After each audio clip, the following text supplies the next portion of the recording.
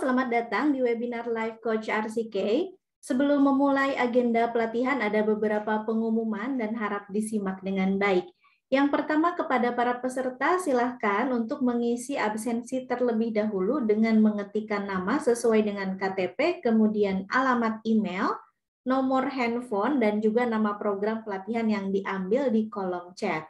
Untuk webinar ini adalah milik pelatihan RCK Consulting dengan nama pelatihan melakukan penjualan barang dan jasa bagi tenaga penjual retail. Untuk webinar ini akan dilaksanakan dalam satu arah, jadi hanya narasumber yang akan berbicara, maka dimohon kepada para peserta untuk mematikan mic atau di-mute ya suara audionya agar tidak mengganggu selama penjelasannya berlangsung. Dan nanti setelah penjelasannya selesai akan dibuka untuk sesi tanya jawab. Kemudian nyalakan juga kamera depannya di laptop ataupun di handphone, kemudian silahkan di screenshot ya sebagai bukti bahwa rekan-rekan sudah mengikuti webinarnya kali ini. Untuk peserta yang salah kamar webinar, harap untuk segera meninggalkan Zoom Meeting ID ini dengan menekan tombol N, kemudian silahkan tekan Leave Meeting. Untuk webinar ini akan berlangsung selama kurang lebih 40 menit untuk satu sesinya, maksimal 500 peserta. Untuk kolom webinar hanya akan terbuka di jam yang ada kegiatan webinarnya saja, maka peserta diharapkan membuka aplikasi karirmu, baik melalui web ataupun melalui aplikasi yang sudah diunduh di handphonenya, dan silakan dipastikan ya centang hijaunya sudah muncul selama webinarnya berlangsung. Oke, demikian untuk pengumumannya rekan RCK, semoga dapat dipahami dan silakan yang belum menyalakan kamera depannya boleh dinyalakan terlebih dahulu ya, supaya wajahnya dapat diverifikasi dan juga terekam dengan baik. Oke, sebelumnya perkenalkan terlebih dahulu, saya dengan Miss Suci, senior trainer dari RCK. Oke, rekan RCK, untuk webinar kita kali ini, kita akan coba membahas mengenai pelayanan prima. Mungkin sering mendengar gitu ya untuk pelayanan prima ini, mungkin sudah tahu juga bagaimana pelayanan prima ini pernah dirasakan manfaatnya oleh kita gitu ya ketika kita melakukan penjualan ataupun ketika kita posisinya menjadi seorang pelanggan gitu ya. Mungkin pernah mengalami, tapi kita mungkin kadang nggak sadar juga ya, oh kayaknya ini pelayanan prima atau bukan ya. Nah, terkadang itu juga sebetulnya balik lagi kepada persepsi dan juga ekspektasi dari setiap pelanggan atau dari setiap orang. Pribadi orang kan masing-masing berbeda ya.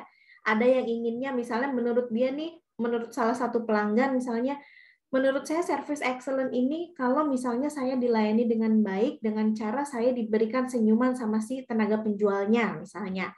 Tapi ada juga nih yang lain, misalnya pelanggan yang lain mengatakan bahwa kalau menurut saya service excellent ini atau pelayanan prima ini untuk saya pribadi misalnya, kalau misalnya si tenaga penjual ini bisa memberikan masukan ataupun saran gitu ya tentang produk yang saya cari, misalnya seperti itu.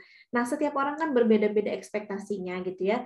Ada yang misalnya cukup, kadang ada juga pelanggan yang datang ke toko kita misalnya cuma beli barang yang dia butuhkan, barangnya udah dapat, selesai, bayar, pulang gitu ya, udah menurut dia itu udah cukup gitu. Tapi ada juga yang kadang pelanggan itu pengennya diajak ngobrol gitu ya, ditanyakan misalnya Bapak atau Ibu apa kabar, Bapak atau Ibu cari apa gitu ya, keperluannya mau beli apa nih Pak, produknya seperti apa, terus ada juga yang ingin dijelaskan mengenai produk tersebut. Nah itu beragam ya rekan RCK, dan itu nggak bisa kita atur karena setiap orang, yang saya bilang tadi, setiap orang ini punya ekspektasi dan juga harapannya masing-masing terhadap sebuah pelayanan. Nah, kita sebagai penyedia jasa pelayanan tersebut harus pandai betul ya, harus pandai betul bagaimana caranya memberikan pelayanan yang terbaik ini kepada mereka, kepada pelanggan-pelanggan kita ataupun calon-calon pelanggan kita. Karena dengan pelayanan yang terbaik ini, itu yang nanti akan membekas di hatinya pelanggan, sehingga pelanggan akan merasakan mungkin senang gitu ya, kemudian nyaman juga ketika mereka berbelanja di tempat kita gitu. Saya akan share terlebih dahulu untuk screen-nya ya. Oke. Nah, ini dia untuk topik atau judulnya adalah, judul programnya melakukan penjualan barang dan jasa ya. Oke.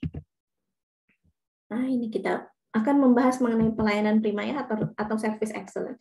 sering dengar, mungkin pernah juga merasakan, tapi sebetulnya maknanya apa gitu ya. Jadi secara bahasa, ini saya jelaskan sedikit, mengenai service excellence ini terdiri dari dua kata, yaitu service dan juga excellent. Nah, service ini adalah setiap kegiatan yang diperuntukkan dan ditujukan untuk memberi kepuasan melalui pelayanan yang diberikan seseorang secara memuaskan. Nah, sedangkan menurut pendapat yang lain, menurut Kertajaya, service ini adalah sebuah paradigma dari orang-orang yang dalam sebuah perusahaan, tidak peduli apakah perusahaan yang menghasilkan produk ataupun service, untuk bisa selalu memberikan best value kepada pelanggannya, gitu ya rekan Arsike. Nah, kemudian excellence ini adalah sesuatu yang diberikan dan mempunyai kualitas tinggi serta melebihi apa yang diharapkan pelanggan. Nah, upaya memperoleh informasi dan pengetahuan tentang permintaan dan persyaratan pelayanan yang diperlukan oleh pelanggan merupakan suatu upaya untuk mewujudkan service excellent ini. Nah, terkadang ada gap ya antara pelayanan dengan keinginan customer, ini juga akan menyebabkan ketidakpuasan, sehingga tenaga penjual ini perlu mencari informasi dan juga pengetahuan tentang permintaan dan persyaratan pelayanan. Jadi, pengertian prima atau excellent ini kata lainnya adalah sangat baik, kemudian terpadu dan juga mengesankan. Betul sekali ya rekan Arsike, terkadang ada gap yang saya bilang tadi, kita nggak bisa mengatur bagaimana harapan pelanggan ini, bagaimana ekspektasinya pelanggan ini gitu ya. Pelanggan ini maunya diapain sih sama kita gitu ya, kurang lebih ya. Nah, itu yang harus bisa kita cari tahu informasinya sebanyak-banyaknya. Nah, ini biasanya informasi tersebut bisa kita dapatkan dengan beberapa pendekatan gitu ya.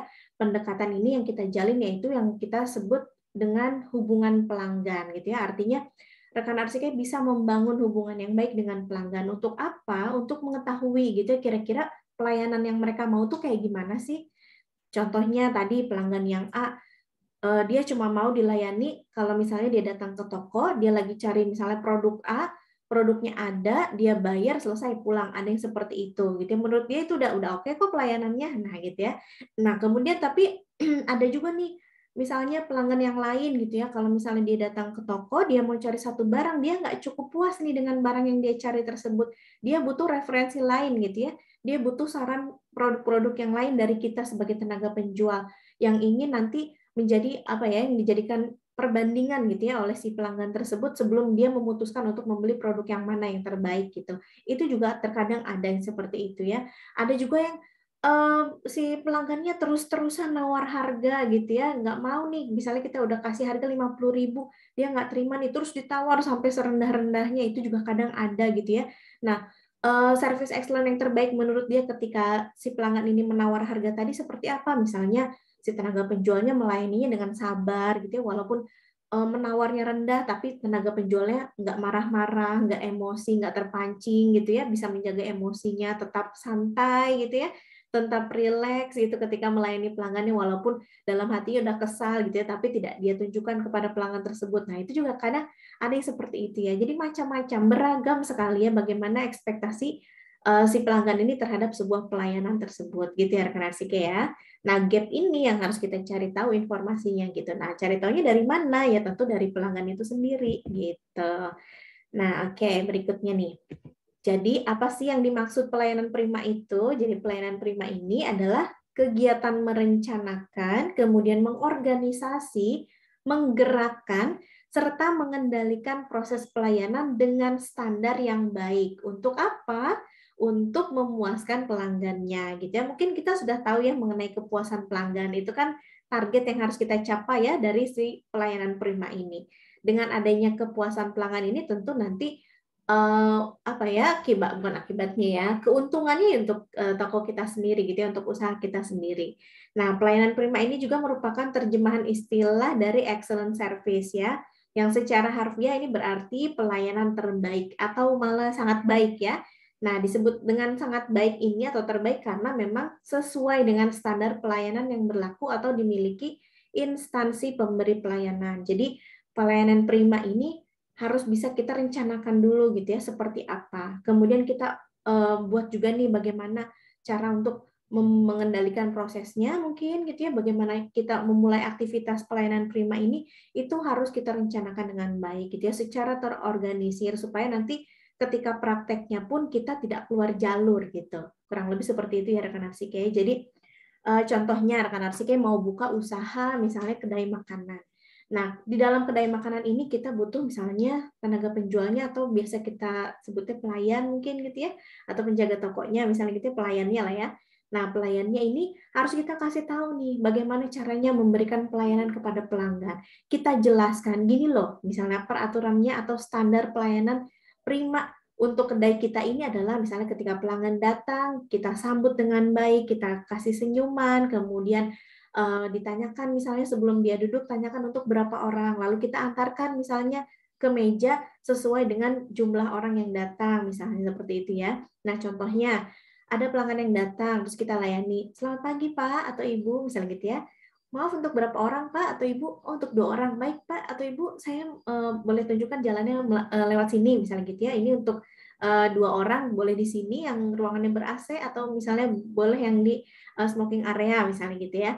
Nah, itu silakan nanti diterapkan gitu ya. Kan itu udah dikasih tahu dulu lebih dulu gitu ya sebelum kita praktiknya, dikasih tahu dulu biasanya sih sama si manajemennya atau sama si pemilik kedainya gitu ya, dikasih tahu bagaimana cara melayaninya sehingga nanti pelanggannya mendapatkan pelayanan yang prima ini dari si tenaga penjual atau dari si pelayan tokonya gitu kurang lebih ya. Oke. Untuk pelayanan prima ini adalah pelayanan yang terbaik dari pemerintah kepada pelanggan atau pengguna jasa. Kemudian juga pelayanan prima ini ada bila ada standar pelayanan. Yang saya bilang tadi ya, harus ada standarnya dulu, harus ada rencananya dulu kira-kira nanti pelayanan primanya mau seperti apa. Baru nanti dipraktikkan, diterapkan pada saat kita sudah memulai usahanya gitu ya, atau sudah memulai membuka tokonya. Kemudian pelayanan prima ini bila melebihi standar atau sama dengan standar, sedangkan yang belum ada standar pelayanan yang terbaik dapat diberikan pelayanan yang mendekati apa yang dianggap pelayanan standar dan pelayanan yang dilakukan secara maksimal. Kemudian pelayanan ini adalah masyarakat dalam arti luas, masyarakat eksternal dan juga internal.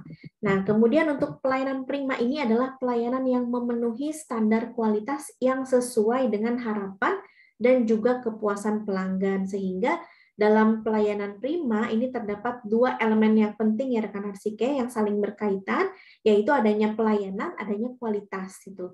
Nah, untuk kualitas pelayanan sendiri ini memiliki beberapa definisi, tapi dari beberapa definisi tersebut ada beberapa kesamaannya yaitu kualitas ini merupakan usaha untuk memenuhi harapan pelanggan. Itu yang perlu diingat ya rekan Arsike dari pelayanan prima. Dalam pelayanan prima ini kita mengutamakan kualitas pelayanannya. Nah, kualitas pelayanan ini adalah untuk memenuhi harapannya pelanggan, ekspektasinya pelanggan terhadap toko kita, terhadap pelayanan yang ada di toko kita. Kemudian kualitas juga merupakan kondisi mutu yang setiap saat mengalami perubahan. Jadi sifatnya ini harus fleksibel gitu ya terhadap kondisi mutunya itu sendiri bagaimana. Jadi kalau misalnya ada perubahan gitu ya nggak melulu harus saklek seperti pokoknya aturannya A, saya harus melayani dengan cara yang A misalnya gitu ya. Tapi ternyata ada perubahan, terus kita nggak fleksibel nih, tetap aja menerapkan yang A tadi. Nah itu kan sangat disayangkan kalau itu sampai terjadi. Jadi harus bisa fleksibel juga ya terhadap perubahan-perubahan yang ada gitu. Kemudian kualitas juga mencakup proses, kemudian produk, barang, jasa, manusia, dan juga lingkungan. Kemudian kualitas merupakan suatu kondisi dinamis yang berhubungan dengan proses, dengan produk, barang, jasa, manusia, dan lingkungan yang memenuhi harapan. Oke, untuk kualitas pelayanan juga ini memiliki beberapa dimensi-dimensi, yaitu kecepatan waktu pelayanan. Penting nggak? Penting ya, karena terkadang ada orang yang datang ke toko kita tuh buru-buru banget gitu ya, terus dia inginnya dilayani dengan segera gitu, nggak mau lama-lama, begitu dia datang, dia sebutkan misalnya dia cari produk apa langsung dilayani selesai udah pulang gitu ya, itu juga kita harus perhatikan. Tapi nggak cuma kecepatan aja, ketepatan pelayanan juga ini penting, akurasi ya, ketepatan pelayanannya ini juga harus kita perhatikan juga. Jangan sampai misalnya ada pelanggan yang datang ke toko kita, misalnya kita jualan toko sembako gitu, ada yang mau beli beras 5 kilo misalnya gitu ya, terus kita layani berasnya cuma 1 kilo, itu kan nggak tepat ya pelayanannya, betul nggak sesuai dengan apa yang diminta pelanggan. Nah, ketidaksesuaian ini nanti dianggapnya adalah bukan pelayanan prima gitu ya, dianggapnya adalah kamu gimana sih ngelayaninnya nggak konsentrasi banget? Saya kan tadi bilangnya 5 kilo misalnya gitu ya. Kenapa saya dikasihnya 1 kilo? Nah, itu juga nanti akan malah membuat si pelanggannya kecewa. Nah, jadi harus hati-hati ya. Selain kita harus cepat, kita juga harus tepat ketika memberikan pelayanan ya. Apalagi kalau misalnya rekan-rekan posisinya ada di bagian kasir. Wah, ini harus hati-hati ya. Berkaitan dengan uang, itu jumlah uang yang selisih walaupun Rp100 gitu ya, itu juga kan nanti akan menjadi pertanyaan kemana gitu ya, dan itu juga menunjukkan bahwa kita kurang teliti. Atau misalnya di akhir harinya begitu dihitung ternyata ada kelebihan uang Rp100, itu pun sama gitu ya, itu juga walaupun uangnya lebih misalnya Rp100, tapi itu juga sudah menunjukkan bahwa kita tidak tepat dalam melakukan pelayanan gitu. Jadi harus betul-betul diperhatikan, selain cepat juga harus tepat. Kemudian kesopanan dan juga keramahan pelaku usaha ya. Ini kita sebagai orang timur tentu sopan santun dan juga ramah tamah ini menjadi menjadi standar gitu ya dari pelayanan prima yang kita berikan kepada pelanggan ya, harus sopan, menyapanya juga harus sopan. Kemudian sapa pelanggannya dengan ramah gitu ya, jangan galak-galak, apalagi kalau sampai pasang muka yang cemberut gitu ya. Pelanggannya datang kita diem aja, terus sama sekali nggak ada senyuman, cuma ngeliatin gitu ya dari ujung rambut sampai ujung kaki, tapi nggak tanya apapun gitu ya. Jangan ya, pasti pelanggannya nggak akan mau datang lagi deh kalau misalnya sikap kita sebagai tenaga penjual seperti itu ya rekan RCK. Nah berikutnya yaitu tanggung jawab dalam menangani komplain pelanggan. Pernah nggak rekan RCK misalnya beli sesuatu ke sebuah toko misalnya gitu ya, kemudian ada kesalahan. Nah, ketika ada kesalahan ini, atau misalnya contohnya kita ke toko baju gitu ya, terus bajunya ini ternyata setelah dicoba gitu ya, dicoba di rumah misalnya gitu, aduh ternyata ini kurang cocok nih, misalnya ukurannya kayaknya kekecilan deh. Perasaan waktu kemarin coba kayaknya pas misalnya di tokonya, tapi ini kekecilan ya. Mau coba deh ditukar lagi misalnya gitu ya. Nah, otomatis kita komplain ya. Nah, kemudian datang ke tokonya misalnya, Mbak, ini saya mau tukarkan ini ya, gimana ya, boleh nggak ya? Misalnya size-nya ternyata ini salah size-nya misalnya gitu. Nah, kemudian si tenaga penjualnya nih kadang melempar-lempar ya. Pernah nggak sih rekan RCK punya pengalaman seperti ini? Misalnya, oh ya Bu, ini kalau misalnya mau ditukar, Ibu harus ke bagian sana dulu, ke bagian sini dulu, nanti dari situ baru nanti ke sini lagi Bu. Jadi dilempar-lempar. Jadi pelanggannya jadi bingung, kok kenapa saya harus yang ke sana kemari gitu loh, kenapa sih Mbaknya nggak bantu saya aja, misalnya gitu ya, atau masih bantu saya dong, supaya saya bisa menyelesaikan ini, misalnya seperti itu ya. Nah ini dianggapnya kalau misalnya kita melempar-lempar seperti ini, dianggapnya kita kurang bertanggung jawab sama si pelanggan. Jadi usahakan rekan RCK ya, kalau misalnya ada komplain terutama dari pelanggannya, dan komplain itu terjadi akibat kesalahan dari kita misalnya, itu harus betul-betul kita bertanggung jawab ya, selesaikan, betul-betul selesai, jangan menggantung gitu ya, jangan sampai membuat pelanggannya makin kesal. Kalau pelanggannya makin kesal ya otomatis nanti dia akan memberikan respon yang negatif tentang toko kita kepada orang-orang di sekitarnya gitu ya. Jadi harus bertanggung jawab biarkan RCK, terutama ketika kita menangani komplain pelanggan. Kemudian jumlah petugas yang melayani dan juga fasilitas pendukung lainnya. Ini penting ya, jangan sampai misalnya kita udah buka toko, tokonya lumayan besar, tapi jumlah petugasnya cuma 1, misalnya gitu ya. Jangan ya, kadang kan pelanggan juga ada yang misalnya datang ke toko kita, contohnya di supermarket. Supermarket kan luas misalnya, kemudian barang yang jualnya juga cukup banyak. Kemudian ada juga nih pelanggan yang kadang apa yang dia cari tuh nggak bisa ketemu gitu ya, butuh bantuan dari si petugasnya atau dari si tenaga penjualnya. Nah, harus siap nih gitu ya, jumlah petugasnya harus bisa disesuaikan juga dengan kondisi tokonya seperti apa gitu ya. Kemudian kualitas pelayanan yang berkaitan dengan lokasi pelayanan, kemudian ketersediaan informasi dan petunjuk atau panduan lainnya. Nah, kualitas pelayanan juga rekan RCK misalnya mau buka toko gitu ya, atau warung deh, warung kecil-kecilan gitu ya di rumah, dilihat nih misalnya di lingkungannya, di kompleks perumahannya misalnya belum ada yang buka warung nih, kita coba lihat gitu ya bagaimana lokasinya. Kalau misalnya kita buka warung di rumah aja nih, misalnya di garasi rumahnya kita renovasi jadi warung gitu ya, kita buka usaha di situ, kira-kira gampang nggak dijangkau sama si pelanggannya gitu ya. Nah kalau misalnya gampang ya kita langsung buka aja nih misalnya tokonya, udah deh nggak usah sewa-sewa ruko, di rumah aja cukup gunakan garasi di rumah misalnya gitu ya, untuk buka warung kecil-kecilan. Karena ini juga aksesnya dicapai sama atau dijangkau sama pelanggan juga mudah kok. Kita target marketnya adalah si tetangga-tetangga kita sendiri misalnya gitu ya, atau dari blok sebelah nih gitu ya, atau dari blok depan, belakang, samping misalnya gitu ya. Nah itu silakan diperhatikan lokasinya. Kemudian ketersediaan informasi dan juga petunjuk atau panduan lainnya. Kemudian kualitas pelayanan yang berhubungan dengan kenyamanan, kemudian fasilitas, kemudian teknologinya dan lain-lain. Nah, rekan Arsika ini kadang kalau kita datang ke mall gitu ya, di mall misalnya, ini kan kita pengennya mall itu kan besar banget gitu.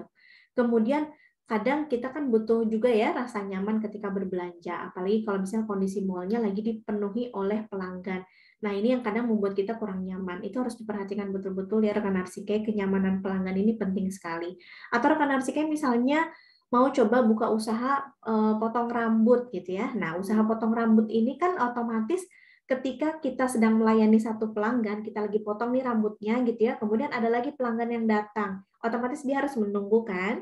Nah, rekan Arsika harus bisa menyediakan ruang tunggu yang nyaman untuk si pelanggan tersebut gitu ya ketika mereka menunggu, karena harus rekan Arsika ingat ya, nunggu 5 menit itu lumayan lama loh kayaknya. Betul nggak sih? Nggak usah 5 menit deh. Kalau kita lagi di lampu merah misalnya gitu ya, nunggu 1 menit aja kayaknya lama banget ya kan?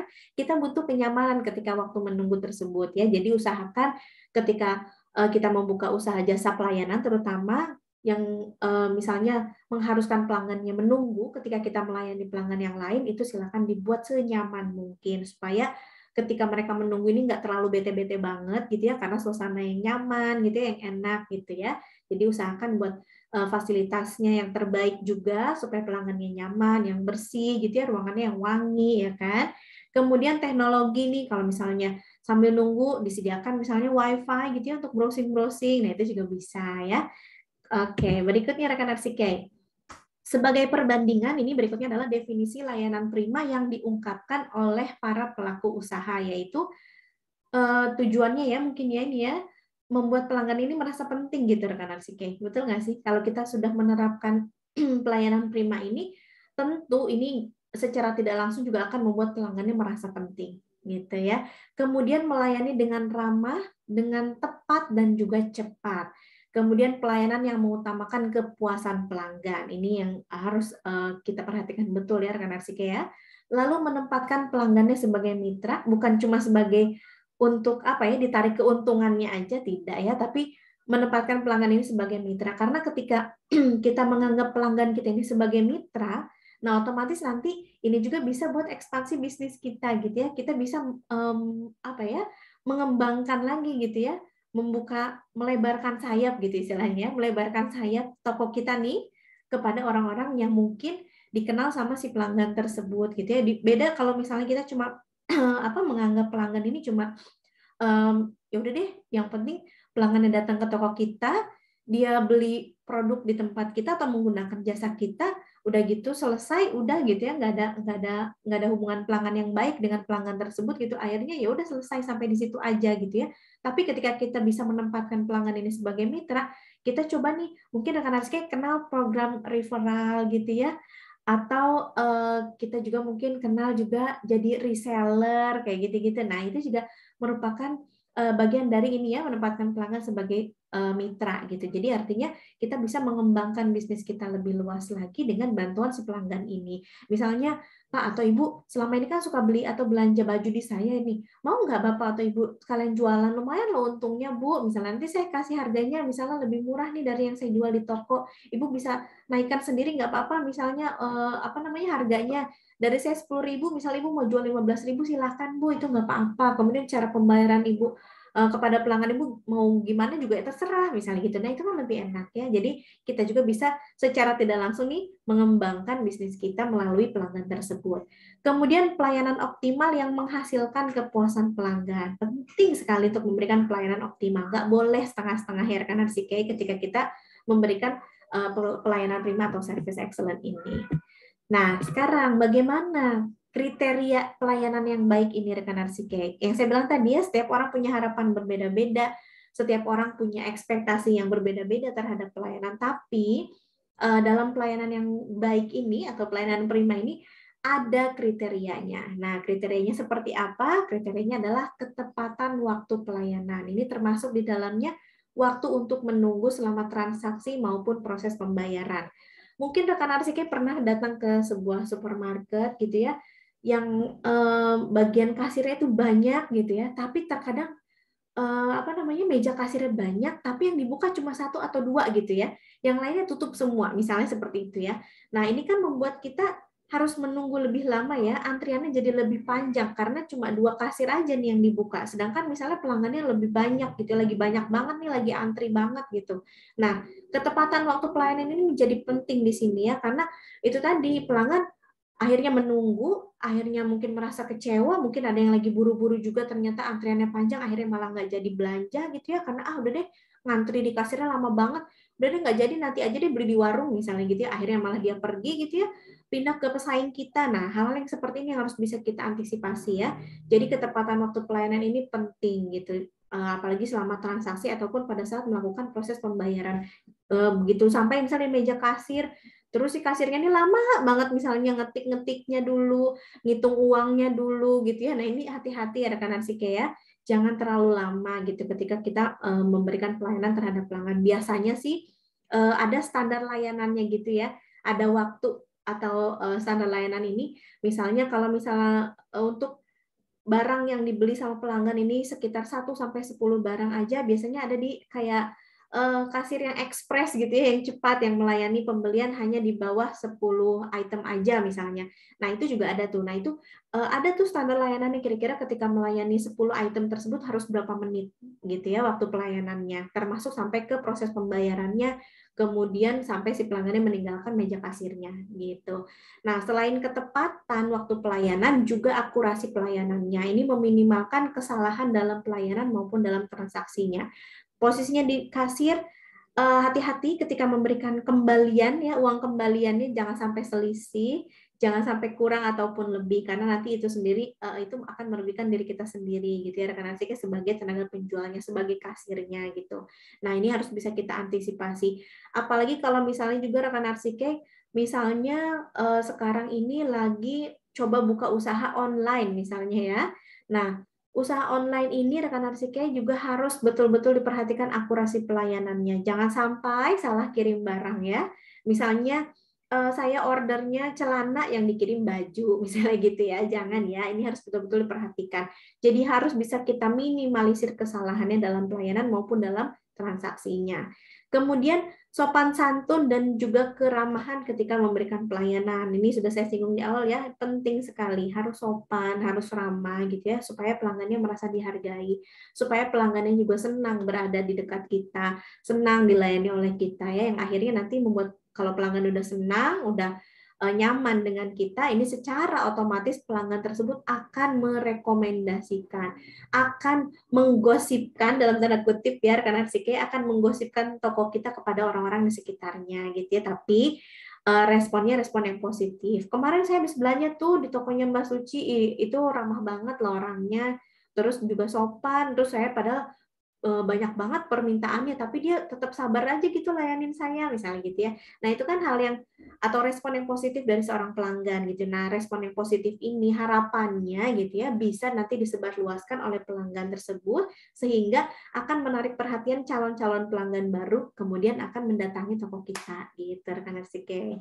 Nah kemudian kemudahan mendapatkan pelayanan ini seperti tersedianya sumber daya manusia ya, atau tenaga penjualnya atau petugasnya atau pelayannya gitu ya, untuk membantu melayani pelanggan, serta fasilitas pendukung seperti digital untuk mencari ketersediaan suatu produk. Ini contohnya misalnya rekan Arsike datang ke sebuah toko, kemudian supermarket misalnya gitu ya, kemudian kita cari satu barang, ini saya lagi cari obat nyamuk nih misalnya gitu ya, obat nyamuknya di mana ya Mbak? Terus kita nggak diantarkan, kita cuma itu tuh Pak di sebelah sana, Bapak jalan aja ke sana, lurus aja Pak, misalnya gitu ya, dengan muka yang muka dari atau ekspresi wajah dari si tenaga penjualnya cuman yang kayak sok sibuk gitu ya, kayak apa sih nih pelanggan cuma tinggal cari aja kok, kenapa sih nggak mau banget ya nyari, tinggal nyari-nyari ke situ, baca dulu atau gimana misalnya kayak gitu ya, kan ada ya, betul nggak sih? Tenaga penjual juga kan manusia ya kan, dia juga kadang mungkin lupa gitu ya bagaimana menjaga emosinya gitu ya, mungkin kadang juga lagi mungkin melakukan atau lagi ada masalah mungkin gitu ya. Jadi akhirnya ketika ada pelanggan yang bertanya seperti itu, dijawabnya atau diresponnya dengan tadi, itu tuh Pak dicari aja di sebelah sana. Nah, kadang ada kayak gitu ya. Nah, kalau misalnya kita mendapatkan perlakuan seperti itu dari si tenaga penjual, bagaimana rasanya rekan Arsike? Kita pasti kecewa dong. Kecewa sekaligus kesal. Gimana sih? Saya tuh lagi nyari loh barang ini. Saya ini lagi butuh nih barang ini. Saya lagi butuh nih obat nyamuk ini, misalnya gitu ya. Tapi kalau misalnya nggak ada yang mau nganterin saya, nggak ada yang mau nunjukin saya di mana sih obat nyamuk ini disimpan, emang saya yang punya tokonya? Gitu ya. Kalau misalnya sih pelanggannya orang yang sabar ya mungkin dia akan jalan aja cari sendiri gitu ya. Tapi kan kalau pelanggan yang misalnya lagi buru-buru yang memang dia udah posisinya udah tanya nih sama si tenaga penjual, kemudian tenaga penjualnya tidak memberikan kemudahan untuk si pelanggan tersebut mendapatkan pelayanan, ya otomatis pelanggannya nanti akan kecewa gitu ya. Jadi usahakan sediakan, saya bilang tadi kalau misalnya supermarketnya lumayan besar, tempat usaha atau tokonya lumayan besar, usahakan sesuaikan gitu ya, tenaga penjualnya kira-kira harus ada berapa nih yang kita siapkan gitu ya. Jangan sampai ketika nanti, apalagi kalau misalnya ternyata pelanggannya yang datang lagi rame banget tapi kekurangan orang, nah itu juga kadang membuat pelanggannya juga enggan ya untuk datang lagi ke toko kita gitu. Kemudian kenyamanan pelanggan ini seperti lokasinya, tempat parkir ya rekan Arsike, lokasinya ini pilih yang strategis. Kalau misalnya kita contohnya mau buka warung grosir gitu ya, warung grosir untuk atau toko grosir gitu ya, makanan gitu ya, jenis-jenis makanan ringan, mungkin snack-snack gitu ya, kemudian minuman, kemasan, yang lain-lain seperti itu. Kita mau buka usaha seperti itu, kemudian kita harus perhatikan kira-kira lokasinya di mana nih yang strategis, yang mudah dijangkau oleh orang-orang, yang mudah dijangkau oleh calon-calon pelanggan kita. Jangan sampai misalnya kita buka tokonya jauh dari pemukiman penduduk gitu ya. Kalau misalnya terlalu jauh dari pemukiman penduduk ya otomatis nanti pelanggannya juga akan mikir 2 kali untuk datang ke tempat kita ya gitu, karena dirasa jauh deh kalau ke sana, itu terlalu jauh jaraknya misalnya seperti itu ya. Kemudian tempat parkir. Nah, ini juga menjadi salah satu apa ya? Menjadi salah satu hal yang penting juga karena pelanggan kita kan nanti yang datangnya bermacam-macam ya, ada yang bawa kendaraan, sepeda, sepeda motor, mobil gitu ya. Nah, itu harus kita perhatikan juga tempat parkirnya. Jangan sampai ketika mereka datang ke tempat kita, terus nggak ada lahan parkirnya, udah deh nggak jadi, di sini susah parkirnya, ntar cari toko depan aja deh yang ada tempat parkirnya. Nah, itu kadang juga seperti itu. Betul nggak? Mungkin rekan Arsika juga pernah ya merasakan hal seperti ini. Udah datang nih ke tempatnya, ih nggak ada tempat parkirnya, nggak jadi deh, coba cari yang lain yang ada tempat parkirnya. Nah, kadang seperti itu ya. Kemudian juga ruang tunggu yang nyaman, ini harus diperhatikan. Kemudian aspek kebersihannya juga, ketersediaan informasi, apalagi kalau misalnya rekan Arsike buka toko, mau ada promo-promo gitu ya, spesial promo, diskon, dan lain-lain. Nah, itu usahakan informasi tersebut bisa dibaca oleh pelanggan kita gitu ya, supaya mereka tahu, oh ternyata lagi ada promo, oh ada diskonnya, oh ada potongan harga, oh ada ini ya. Nah, itu kan pasti membuat mereka juga akan lebih senang gitu ya, untuk bisa berbelanja terus di toko kita gitu, kurang lebih ya rekan Arsike. Nah, untuk konsep dasar pelayanan prima ini, nah karena ini pelayanan, pelayanan ini kan dilakukan gitu ya, dilakukan oleh seorang tenaga penjual, di mana tenaga penjual ini adalah seorang manusia gitu ya, rekan Arsike ya.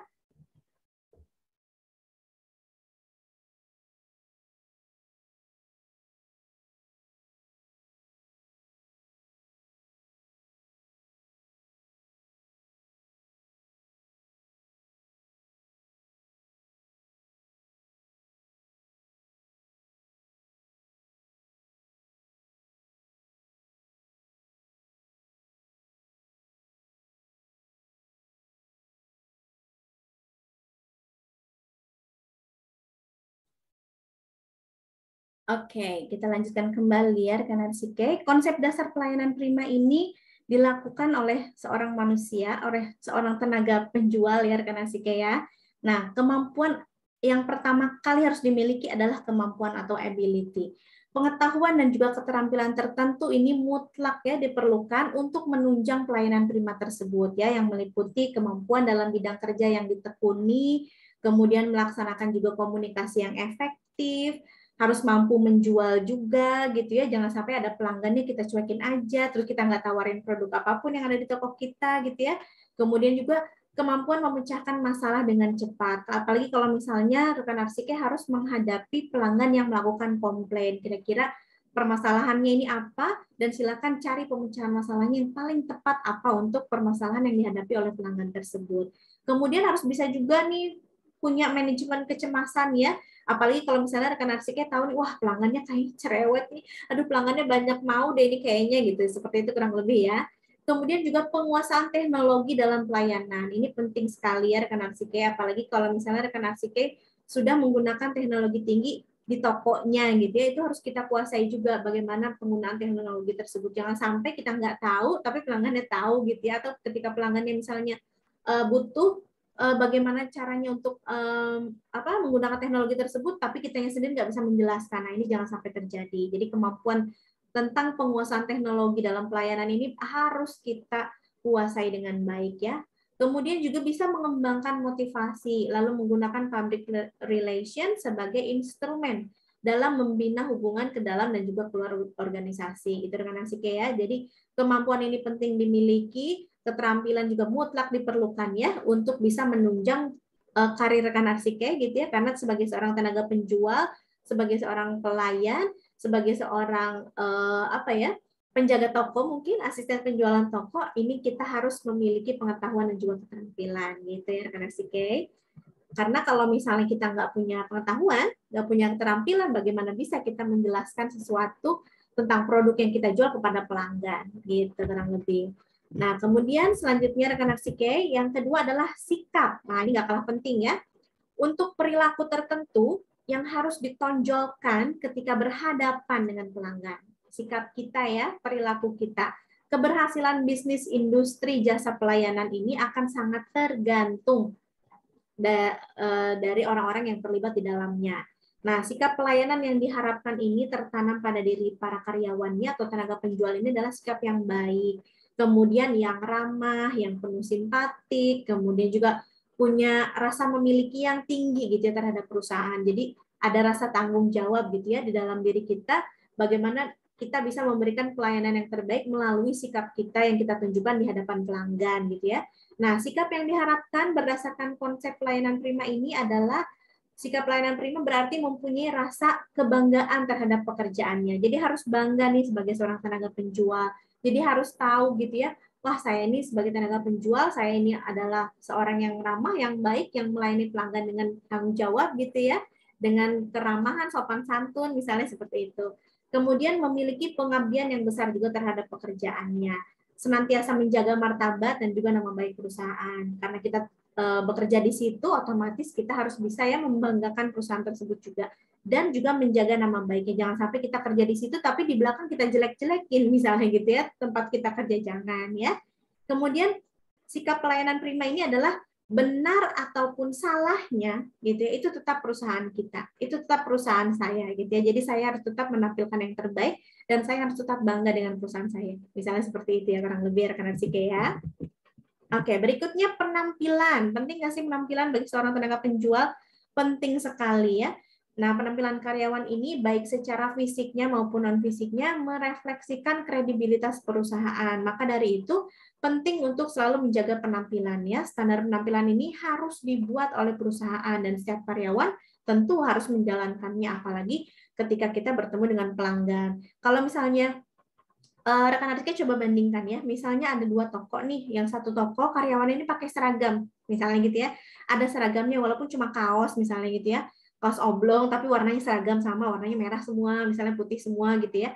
Nah kemudian yang satunya nggak pakai seragam nih. Nah kalau sebuah toko, misalnya toko yang karyawannya atau tenaga penjualan menggunakan seragam, itu tentu nanti akan memudahkan si pelanggannya ya, ketika mereka butuh bantuan dari si tenaga penjualnya. Tapi kalau yang tidak menggunakan seragam, kadang kita bingung atau bahkan juga kadang kita suka salah ya, ada pelanggan kita kira itu adalah tenaga penjual yang mbak saya mau cari ini, terus akhirnya si pelanggan itu jawab maaf saya bukan penjaga tokonya misalnya gitu ya.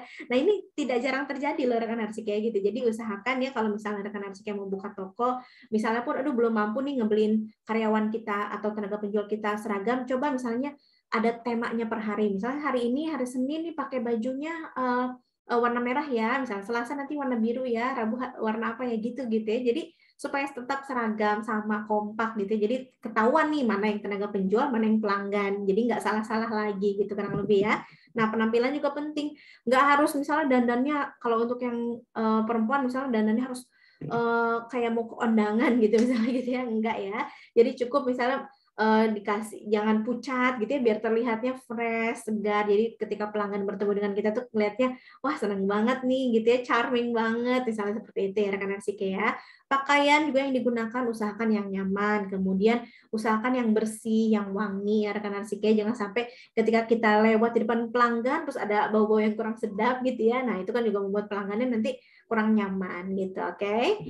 Nah untuk lebih jelasnya nih rekan Arsike ya, ada beberapa contoh definisi dari service excellent ini pada beberapa bidang usaha, karena setiap bidang usaha ini tentu service excellent-nya berbeda, pelayanan primanya berbeda gitu ya. Contohnya, jika bidang usahanya di jasa transportasi angkutan penumpang, nah ini mungkin pengusahanya nanti akan mendefinisikan layanan prima itu sebagai pemberian kepuasan optimal pada penumpang, misalnya dengan memberikan fasilitas yang aman pada saat mereka menggunakan angkutannya tersebut, kemudian yang nyaman, misalnya bebas dari sampah gitu ya, kursi yang diduduki atau tempat duduknya ini nyaman juga, empuk misalnya gitu ya, kemudian cepat dan juga murah. Kalau di bidang manufaktur ini mungkin pengusahanya mendefinisikan layanan primanya sebagai program layanan yang menjamin kualitas produk yang ditawarkan sehingga pelanggan ini nanti akan merasa puas. Kemudian di bidang delivery. Nah, ini mungkin pengusahanya berusaha untuk memberikan pelayanan pengiriman yang cepat gitu ya.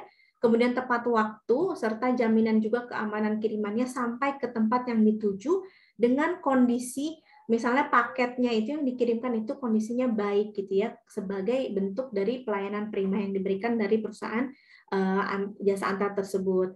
Kemudian di bidang kuliner, nah ini mungkin pengusahanya mendefinisikan layanan primanya dengan menjaga mutu, kemudian kesegaran dari bahan makanan yang digunakannya, kemudian disajikan dengan tepat waktu, nggak terlalu lama menunggu si pelanggannya gitu ya.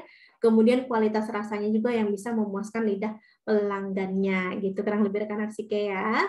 Oke, nah jadi intinya adalah kalau misalnya kita mau memberikan pelayanan prima kepada pelanggan kita, tentu rekan Arsike ini harus diperhatikan sekali ya beberapa hal yang sudah dijelaskan tadi. Nah, untuk di era modern seperti ini rekan Arsike, ini teknologinya kan sudah sangat pesat sekali ya perkembangannya ini, di mana bisnis-bisnis juga banyak bermunculan gitu. Jadi ketika kita memutuskan untuk membuka usaha, saya mau buka toko usaha ini deh, usaha toko baju misalnya gitu ya, rekan Arsike harus tahu juga bahwa yang mau membuka toko baju ini bukan cuma kita aja, udah banyak loh yang lain yang lebih dulu sudah membuka usaha tersebut, misalnya seperti itu ya, dengan berbagai macam inovasinya. Ini juga tentunya nanti akan mendorong pasar juga untuk semakin terbuka dan lebih kompetitif lagi. Nah, hal tersebut juga nanti akan memberikan dampak tentang paradigma bisnis kita ya, yaitu pelanggan ini menjadi faktor yang sangat menentukan terhadap kelangsungan bisnis. Iya dong, siapa yang mau beli dagangan kita kalau nggak ada pelanggannya gitu ya kan. Jadi sehingga para pelaku usaha ini harus semakin meningkatkan kualitas produknya. Nah, yang membedakan bisnis satu dengan bisnis yang lainnya adalah dari segi pelayanan tadi gitu ya. Produk yang dijualnya mungkin sama-sama jualan baju, tapi bagaimana nih pelayanannya gitu ya. Itu yang membedakan toko kita dengan toko pesaing kita. Makanya service excellent ini tuh penting sekali untuk dijadikan sebagai acuannya dalam melayani pelanggan gitu. Nah, tujuan service excellent ini kan intinya kalau misalnya kita sebagai pelaku usaha gitu ya, sebagai tenaga penjual bisa memberikan pelayanan terbaik gitu ya, atau memberikan service excellent ini kepada pelanggan, misalnya dengan melakukan segala tindakan yang diperlukan supaya pelanggan ini merasa puas, kemudian harapannya terpenuhi gitu ya, keinginan pelanggannya terpenuhi, kebutuhan pelanggannya terpenuhi. Nah, jika pelanggannya sudah merasa puas, pelanggan tersebut nanti otomatis akan datang kembali gitu ya untuk menggunakan produk kita atau nanti kembali menggunakan layanan yang kita sediakan gitu. Atau lebih bagus lagi kalau misalnya pelanggannya sudah merasa puas, biasanya dia akan merekomendasikan toko kita ke orang-orang di sekitarnya. Itu jadi akan membuat pelanggan-pelanggan baru bermunculan ke toko kita gitu ya. Oke rekan Arsike, terima kasih. Mohon maaf apabila ada salah-salah kata. Sampai jumpa di lain kesempatan. Salam progres.